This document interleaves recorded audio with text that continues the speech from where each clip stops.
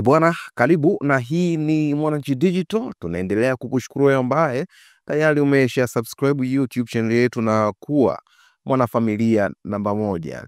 Tuna story kutoka huko Washington DC ambako rais wa Marekani Donald Trump ameamuru kuzingirwa kwa meli zote za mafuta zilizopo chini ya vikwazo zinazoingia na kutoka Venezuela. Hatua ya hivi karibuni ya Washington kuongeza shinikizo dhidi ya serikali ya Nicolas Maduro kwa kulenga chanzo chake kikuu cha mapato.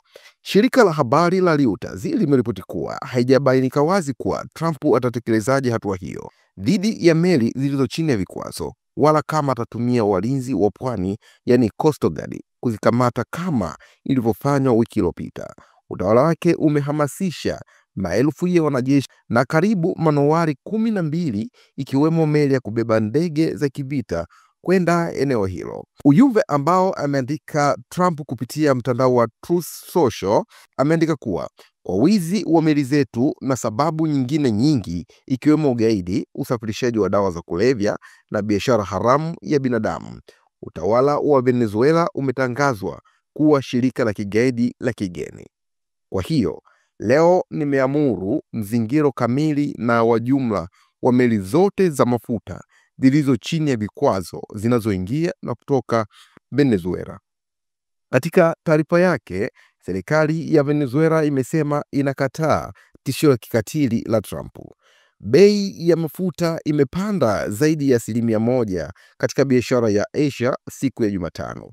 Hatima ya mafuta ghafi ya Brent, yani Brent Crude Futures, ilipanda senti 70 au 1.2 hadi $59.62 kwa pipa saa 8 na dakika 45, huku mafuta ghafi ya Marekani aina ya West Texas Intermediate ikipanda senti 73 au 1.3 hadi $56 kwa pipa.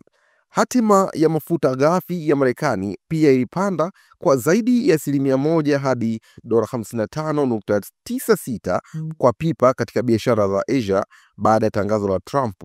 Bei ya mafuta ilikuwa imefungwa kwenye $55.27 kwa pipa siku ya Jumanne, ikiwemo kiwango cha chini tangu Februari 2021.